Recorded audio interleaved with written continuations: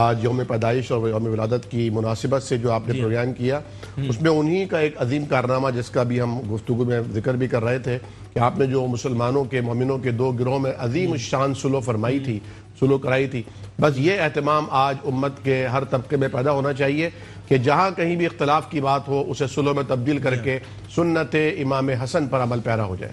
سبحان اللہ، سبحان اللہ۔ قبلہ یہ بتائیے گا کہ آیت تطہیر اور آیت مباہلہ میں کس طریقے سے امام حسن مجتبیٰ رضی اللہ تعالیٰ عنہ کی شان بیان کی گئی ہے؟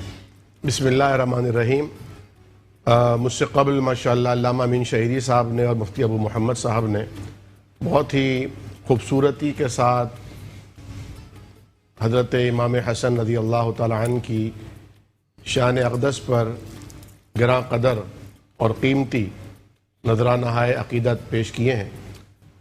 حضرت امام حسن رضی اللہ تعالیٰ عنہ نبی کریم صلی اللہ علیہ وسلم کے صرف نواسے ہی نہ تھے بلکہ آپ کے مشن کے علمبردار بھی تھے۔ اللہ اکبر۔ اور جیسا کہ ابھی عرض کیا گیا کہ آپ خود نبی کریم صلی اللہ علیہ وسلم جس طرح اللہ رب العالمین کا انتخاب ہے، آپ نے ساری کائنات کے انسانوں میں حضور کریم کا انتخاب فرمایا ہے، اسی طرح حضور کریم صلی اللہ علیہ وسلم کے اہل بیت بھی، آپ کے جانثار بھی اللہ کا تعالیٰ کے انتخاب ہے۔ جی ہاں۔ اور یہ وہ منتخبین ہیں کہ جنہوں نے نبی کریم صلی اللہ علیہ وسلم کی حیات طیبہ میں آپ سے اکتساب فیض کیا، اور پھر آپ ہی کے رہین منت ہے ساری دنیا کو حضور کریم صلی اللہ علیہ وسلم کے طریقے، آپ کے اسوے، آپ کی محنتیں اور آپ کی سنتیں پہنچی ہیں۔ جی ہاں۔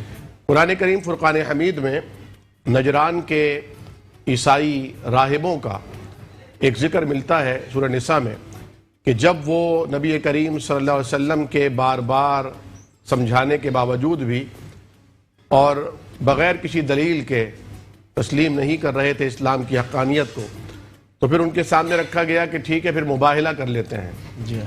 اور یہ وہ مباہلہ ہے جو ہوا نہیں تھا، کیونکہ جب ان سرداران نجران نے اپنے پیشواؤں سے جا کے پوچھا کہ ہمیں یہ پیشکش آئی ہے اور مدینہ کے والی نے ہم سے کہا ہے کہ مباہلہ کر لو، جو حق پر ہوگا وہ باقی بچے گا، تو انہوں نے کہا ہرگز مباہلہ نہ کرنا، کیونکہ اگر تم نے یہ غلطی کی تو روئے زمین پر کوئی ہماری ملت کا فرد زندہ نہیں بچے گا، کیونکہ یہ مقابلہ بظاہر رسول اللہ سے ہے لیکن دراصل اللہ سے ہے، کیونکہ من یطع الرسول فقد اطاع اللہ، نبی کریم اللہ کے نمائندے اور اللہ کے فرستادہ ہیں، اور وما ينطق عن الهوى ان هو الا وحی یوحى، تو خطرہ ہے بہت زیادہ۔ چنانچہ حضور کریم صلی اللہ علیہ وسلم پر جب آیت مباہلہ نازل ہوئی تو پھر آپ نے یہی کہہ کر پکارا کہ ندعو ابناءنا، ہم اپنے بیٹوں کو پکارتے ہیں۔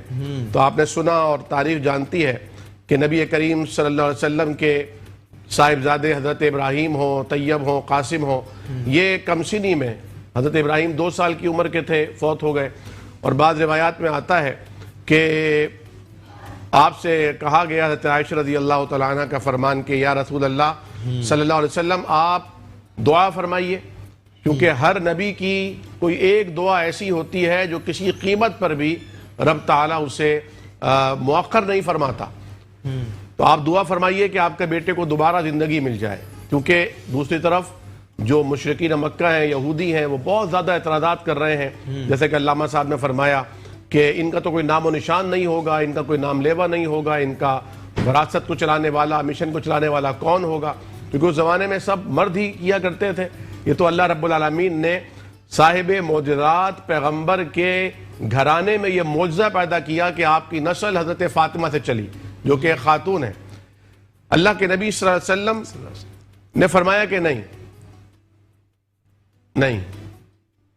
اللہ تعالیٰ کے فیصلے پر رضینا بقضاء اللہ، میں نے جو اللہ تعالیٰ سے ایک دعا کی ہے، میں نہیں چاہتا کہ اس دعا کے عوض یہ دعا قبول ہو، اور وہ دعا کیا تھی؟ میری امت کی شفاعت رب تعالیٰ میری قبول فرمائے، رب تعالیٰ امت کو معاف فرما دیں قیامت کے دن، یہ ایک عظیم الشان دعا ہے۔ تو حضرت امام حسن رضی اللہ تعالیٰ عنہ نبی کریم صلی اللہ علیہ وسلم کی گود میں پرورش پائے ہیں، آپ کے زانو پر پرورش پائے ہیں، آپ کے سینے پر پرورش پائے ہیں، آپ نماز کی حالت میں اگر ہیں تو آپ سجدے میں تشریف فرما ہوتے ہیں، اور سجدہ طویل ہو جاتا ہے. صحابہ کرام نماز کے بعد پوچھتے ہیں یا رسول اللہ آپ نے ایک سجدہ تو نارمل کیا تھا, دوسرا سجدہ اتنی طوالت کا فرما دیا تھا, خیریت تو تھی؟ بعض صحابہ کو شک گزرا خدا نہ خواستہ نبی کریم صلی اللہ علیہ وسلم کے ساتھ کوئی واقعہ پیش نہ آ گیا ہو. تو حضور کریم صلی اللہ علیہ وسلم نے فرمایا کہ اصل میں میرے یہ بیٹے, میرے یہ نواسے حسنین, یہ میری کمر پر آ گئے تھے, تو میں نہیں چاہتا تھا کہ ان کا کھیل متاثر ہو, یہ ان کی اس تفریح میں کوئی خلل پڑے. حضور کریم نے سجدے کو ہی طویل فرما دیا تھا. پھر یہی حسن ہے رضی اللہ تعالی عنہ کہ جب نبی کریم صلی اللہ علیہ وسلم تشریف لا رہے ہیں تو آپ نے انہیں اپنے کاندھے پر سوار کیا ہوا ہے. حضرت برا بن عازب کے بارے میں یا حضرت ابو مسعود کے بارے میں آتا ہے, انہوں نے دیکھا تو کہا واہ کیا خوبصورت سواری ہے, یعنی اللہ کے حبیب پر آپ کے جو نواسے ہیں وہ سوار ہیں. تو حضور کریم صلی اللہ علیہ وسلم نے فوراً جواب دیا تم دیکھتے نہیں ہو کہ سوار بھی کتنا عمدہ ہے. تو نبی کریم صلی اللہ علیہ وسلم جیسا کہ مفتی صاحب نے فرمایا کہ چومنے کی بات تو سمجھ میں آتی ہے, سونگنے کی بات سمجھ میں نہیں آتی. اور جب سیدنا ابو بکر صدیق نے یہی سوال کیا تھا تو آقا نے فرمایا تھا یہ جنت کے پھول ہیں جن سے مجھے جنت کی خوشبو آتی ہے. اور جنت کی خوشبو کیسی ہوتی ہے یہ حضور ہی بتا سکتے تھے, کیونکہ آپ معراج پر جب تشریف لے گئے تھے تو آپ نے جنت کو قریب سے دیکھا بھی تھا, جنت کے احوال بھی آپ نے سمجھے تھے. تو جنت کی خوشبو کیسی ہے وہ آپ کو حضرت حسن اور حضرت حسین میں محسوس ہوا کرتی تھی. پھر ایک جملہ میں آپ کی اجازت سے عرض کروں کہ حضرت حسن رضی اللہ تعالی عنہ سب سے زیادہ نبی کریم صلی اللہ علیہ وسلم سے شکل اور شباہت میں مشابہت رکھتے تھے. حضرت حسن چہرے سے لے کر سینے تک اور حضرت حسین رضی اللہ تعالی عنہ سینے سے لے کر پھر قدموں تک, یعنی اگر ان کے قدم دیکھے جائیں تو کوئی کہے کہ یہ تو نانا کے حضور کریم کے قدم ہیں, اور اگر کوئی پیشانی دیکھتا ہے, چہرہ دیکھتا ہے, رخسار دیکھتا ہے, یہ کاندھے دیکھتا ہے تو وہ کہتا ہے کہ یہ تو رسول اللہ صلی اللہ علیہ وسلم کی جسامت ہے اور آپ کی شباہت. بہت زیادہ مانی جاتی ہے, لوگ بہت چرچا کرتے ہیں اس چیز کا, اس کے مقاصد کیا تھے, کیا اہمیت تھی؟ جی روشنی ڈالیے گا. بسم اللہ الرحمن الرحیم.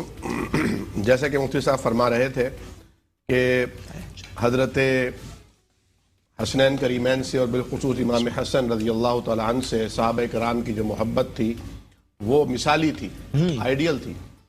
تو میں عرض کروں گا کہ کیوں نہ ہوتی کہ نبی کریم صلی اللہ تعالی علیہ وسلم حضرت حسن کو, اور بعض روایت میں آتا ہے حسن اور حسین علیہ السلام دونوں کو گود میں لیے ہوئے ہیں اور فرما رہے ہیں اللہ میں ان دونوں سے محبت کرتا ہوں, اللہ تو بھی ان سے محبت کر, اور اے اللہ جو ان سے محبت کرے انہیں بھی محبوب بنا لے. سبحان اللہ. یعنی یہ ایسا دو طرفہ انداز ہے کہ کمال قربان ہونے کو جی چاہتا ہے. اور حضرت فرما رہے تھے تو مجھے ایک واقعہ یاد آیا. میں سوچ رہا تھا کہ سارے واقعات تو حضرت سنا رہے ہیں, میرے لیے بچے گا کیا علامہ صاحب. وہ حضرت فاروق اعظم تو سمندر ہے, حضرت وقت بھی تو نایاب ہے نا. حضرت فاروق اعظم رضی اللہ تعالی عنہ نے وظائف مقرر فرمائے. حضرت عبداللہ بن عمر رضی اللہ تعالی عنہ کا جو وظیفہ تھا وہ کم تھا. حضرت امام حسن اور امام حسین کم سن ہے لیکن ان کا وظیفہ زیادہ تھا. اپنے بابا جان کے پاس آئے امیر المومنین کی خدمت میں اور کہا بابا جان یہ کیا کیا آپ نے؟ جس وقت میں حضور کریم کے حفاظت کے لیے آپ کے آگے آگے تلوار لے کر چلتا تھا اس وقت یہ حسن اور حسین تو لمبے کرتے پہنے ہوتے اور اپنے پیروں میں ہی الجھ کے گر جایا کرتے تھے, اتنے معصوم اور بچے تھے. آپ نے ان کا وظیفہ اتنا زیادہ مقرر کیا اور میرا اتنا کم. فاروق اعظم رضی اللہ تعالیٰ نے کہا عبداللہ پھر تم سمجھے نہیں ہو, تم ان کے والد جیسا والد لے کر آ جاؤ, ان کی ماں جیسی ماں لے کر آ جاؤ, ان کے نانا جیسا نانا لے کر آ جاؤ, میں ان کی طرح تمہارا بھی وظیفہ مقرر کر دوں گا. یعنی کوئی نظیر اور کوئی مثال نہیں ہے. اور حضرت امام حسن رضی اللہ تعالیٰ نے ثابت کر دیا جس طرح حضور کریم صلی اللہ علیہ وسلم نے صلح حدیبیہ فرمائی تھی, آپ نے مشرکین سے فرمائی تھی, اور 10 سال کے لیے آپ نے یہ کہا تھا کہ میں بھی تلوار نہیں اٹھاؤں گا, تم بھی تلوار نہیں اٹھانا. حضرت امام حسن رضی اللہ تعالیٰ عنہ کے لیے آپ نے پیشن گوئی فرمائی تھی, آپ نے غیب کی یہ خبر عنایت فرمائی تھی جو اللہ نے آپ کو عطا فرمائی تھی کہ میرا یہ بیٹا امت کے مومنوں کے 2 گروہوں میں صلح کا باعث بنے گا. سبحان اللہ. اور حضرت امام حسن رضی اللہ تعالیٰ عنہ کے ہاتھ پر کوفہ کے غالباً 80,000 جنگجوؤں نے بیعت کی تھی کٹ مرنے کے لیے. اس موقع پر حضرت امام حسن نے اپنے نانا کے دین کو بچانے کے لیے, اس مشن کی آبیاری کے لیے اپنے حق سے دستبردار ہو کر یہ ثابت کیا کہ اگر حق سے زیادہ محبت ہو اور حق سے زیادہ لگاؤ ہو تو کبھی پیچھے آ کر آگے بڑھنے کے لیے پیچھے ہٹنا بزدلی نہیں ہوتی، سلو کرنا کمتری نہیں ہوتی، بلکہ یہ وہ عظمت کا اونچا مینارہ اور نشان ہوتا ہے جسے آج ہم ساری دنیا کے سامنے پیش کر سکتے ہیں کہ لوگوں آؤ، اگر صلح سیکھنی ہے تو امام حسن سے سبحان اللہ، سبحان اللہ.